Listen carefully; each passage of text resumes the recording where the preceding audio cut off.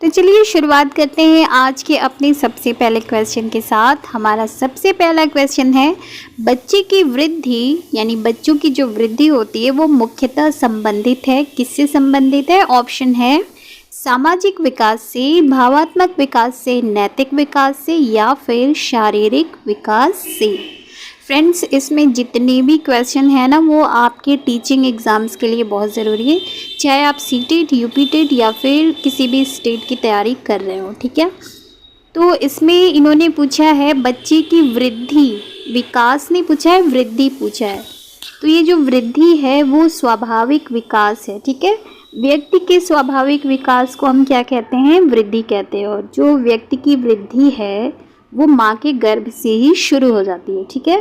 तो इसका सीधे सीधे करेक्ट आंसर हो जाएगा ऑप्शन डी, शारीरिक विकास से। नेक्स्ट क्वेश्चन है, निम्न में से कौन सा संज्ञानात्मक क्षेत्र से संबंधित नहीं है? ऑप्शन है अनुप्रयोग, बोध, ज्ञान, अनुमूल्यन। तो इसका सीधे सीधे करेक्ट आंसर हो जाएगा ऑप्शन डी, अनुमूल्यन जो है वो संज्ञानात्मक क्षेत्र से संबंधित नहीं है, जबकि अनुप्रयोग, बोध और ज्ञान ये तीनों संज्ञानात्मक क्षेत्र से संबंधित हैं, ठीक है। चलिए देखते हैं हमारा नेक्स्ट क्वेश्चन क्या है। नेक्स्ट है, विकास के परिणाम स्वरूप नवीन विशेषताएं और नवीन योग्यताएं प्रकट होती हैं, यह कथन किसने दिया है? ठीक है। ऑप्शन है गेसेल, हरलॉक, मेरेडिथ या फिर डगलस और हॉलैंड ने। तो इसका करेक्ट आंसर है ऑप्शन ए, गेसेल, ठीक है। ये जो प्रसिद्ध मनोवैज्ञानिक थे गेसेल, उनका ये मानना था कि ये जो विकास है, विकास के परिणाम स्वरूप नवीन विशेषताएं यानी नई विशेषताएं और नई योग्यताएं प्रकट हो जाती हैं विकास के परिणाम स्वरूप, ठीक है। बढ़ते हैं अपने नेक्स्ट क्वेश्चन की ओर। नेक्स्ट क्वेश्चन है, विकास की किस अवस्था को कोल तथा ब्रुश ने संवेगात्मक विकास का अनोखा काल कहा है? जैसे ही अनोखा काल हो संवेगात्मक विकास का, समझ जाइए कि ये है बाल्यावस्था, ठीक है।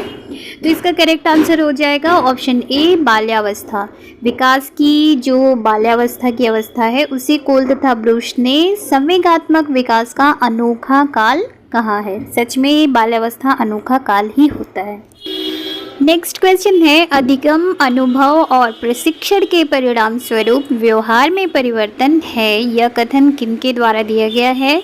ऑप्शन है गेट्स व अन्य, मॉर्गन और गिलीलैंड, स्किनर या फिर क्रॉनबैग। तो इसका करेक्ट आंसर है ऑप्शन ए, गेट्स व अन्य ने कहा है कि ये जो अधिगम है वो अनुभव और प्रशिक्षण के परिणाम स्वरूप व्यवहार में परिवर्तन है, ठीक है। प्रशिक्षण और अनुभव के बाद व्यवहार में जो परिवर्तन है वो है अधिगम, ठीक है। अधिगम, अनुभव और प्रशिक्षण के परिणाम स्वरूप व्यवहार में परिवर्तन है, यह कथन है गेट्स व अन्य का, ठीक है। नेक्स्ट क्वेश्चन है, निम्न में से कौन सा वृद्धि और विकास का प्रथम चरण है यानी पहला चरण है, फर्स्ट स्टेप है? ऑप्शन है शारीरिक विकास, सामाजिक विकास, नैतिक विकास या फिर मानसिक विकास। तो इसका करेक्ट आंसर बहुत ही इजी है। देखिए, शारीरिक विकास जो है वो वृद्धि एवं विकास का प्रथम चरण है, ठीक है। उसके बाद होता है मानसिक विकास, फिर होगा संवेगात्मक विकास, फिर होगा नैतिक विकास और पांचवा होगा सामाजिक विकास, ठीक है। तो इसका करेक्ट आंसर क्या हो जाएगा? ऑप्शन ए, शारीरिक विकास, जो कि वृद्धि और विकास का प्रथम चरण है, ठीक है। चलिए बढ़ते हैं अपने नेक्स्ट क्वेश्चन की ओर। नेक्स्ट क्वेश्चन क्या है? तो नेक्स्ट क्वेश्चन है हमारा, निम्न में से कौन सी बाल्यावस्था की एक विशेषता नहीं है बताना है, ठीक है। ऑप्शन है सामूहिकता की प्रबलता, जिज्ञासा की कमी, अभिवृद्धि में स्थिरता या फिर ऑप्शन डी हो जाएगा समूह एवं खेलों में सहभागिता। तो इसका करेक्ट आंसर तो आप समझ ही गए होंगे कि जिज्ञासा की कमी यानी ऑप्शन बी जो है वो है इसका करेक्ट आंसर। बाल्यावस्था की विशेषता नहीं है जिज्ञासा की कमी। बाल्यावस्था में बच्चे बहुत जिज्ञासु होते हैं और यहाँ पे ऑप्शन में दिया हुआ है जिज्ञासा की कमी, ठीक है। और जिज्ञासा की कमी विशेषता नहीं है, तो विशेषता क्या है? बाल्यावस्था की विशेषताएं हैं सामूहिक खेलों में रुचि। हम अपने बचपन से ही आधे क्वेश्चन तो हम अपने बचपन से ही समझ सकते हैं कि बाल्यावस्था में बच्चे होते हैं वो ग्रुप में खेलना बहुत ज़्यादा पसंद होता है उन्हें, तो सामूहिक खेलों में रुचि, जिज्ञासा की प्रबलता होती है, वो जानना चाहते हैं कि ये चीज़ कैसे है, क्यों है, आसमान में सूरज क्यों है, चंद्रमा क्यों है, वगैरह वगैरह।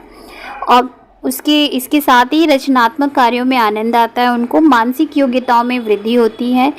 आपने देखा हो बाल्यावस्था में बच्चे बहुत पेंटिंग करते हैं, रचनात्मक होते हैं, कलर करना बहुत पसंद होता है बच्चों को।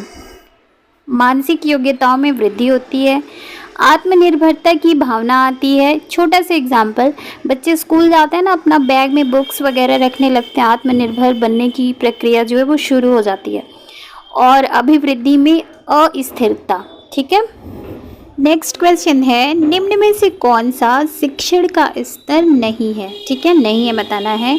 ऑप्शन है बोध, चिंतन, स्मृति या फिर वर्णन। तो इसका करेक्ट आंसर हो जाएगा ऑप्शन डी। देखिए, शिक्षण के स्तर में शामिल नहीं है, वो है वर्णन, क्योंकि शिक्षण के जो हैं वो 3 स्तर होते हैं, बोध, चिंतन और स्मृति। ठीक है, तो करेक्ट आंसर क्या हुआ? वर्णन। नेक्स्ट क्वेश्चन है, बालक एक ऐसी पुस्तक है जिसका शिक्षक को आद्योपांत अध्ययन करना चाहिए। यह कथन किसके द्वारा दिया गया है, यानी यह किसका कथन है, किसने ये बात कही है? ऑप्शन है प्लेटो, अरस्तु, रूसो या फिर रॉस। तो इसका करेक्ट आंसर हो जाएगा ऑप्शन सी। ठीक है, रूसो के अनुसार बालक एक ऐसी पुस्तक है जिसका शिक्षक यानी टीचर को आद्योपांत मतलब जैसे आप एक बुक पढ़ते हैं तो शुरू से अंत तक हमें उसका अध्ययन करना होता है, बुक को पढ़ना होता है, पुस्तक को पढ़ना होता है। उसी तरह से इन्होंने बालक की तुलना एक पुस्तक से कर दी है कि शुरू से अंत तक यानी पूर्ण रूप से हमें उसका अध्ययन करना चाहिए। ठीक है, तो इसका करेक्ट आंसर हो जाएगा ऑप्शन सी। रूसो ने ये बात कही है, रूसो का ये कथन है। ठीक है, नेक्स्ट क्वेश्चन है, निम्न में से कौन सा शिक्षण का सूत्र नहीं है? ठीक है, शिक्षण का ऑप्शन है सरल से कठिन की ओर, तो ये तो होना ही चाहिए। अगर आप किसी बच्चे को पढ़ाओगे तो पहले सरल, यानी हमें पहले सरलता से शुरू करना है, फिर कठिन की ओर, अनिश्चित से निश्चित की ओर, दृश्य से अदृश्य की ओर, या फिर ऑप्शन डी निगमन से आगमन की ओर। तो इसका करेक्ट आंसर हो जाएगा ऑप्शन डी, आगमन से निगमन होता है, निगमन से आगमन की ओर नहीं। तो इसका करेक्ट आंसर है ऑप्शन डी, निगमन से आगमन की ओर शिक्षण का सूत्र नहीं है। ये क्या है? ये है एक शिक्षण विधि। ठीक है, ये एक शिक्षण विधि है, ये कोई शिक्षण का सूत्र नहीं है। ठीक है फ्रेंड्स, आज के लिए सिर्फ इतना ही। अगर वीडियो अच्छा लगा हो तो please like, share and subscribe ज़रूर कीजिएगा। मिलते हैं नेक्स्ट वीडियो।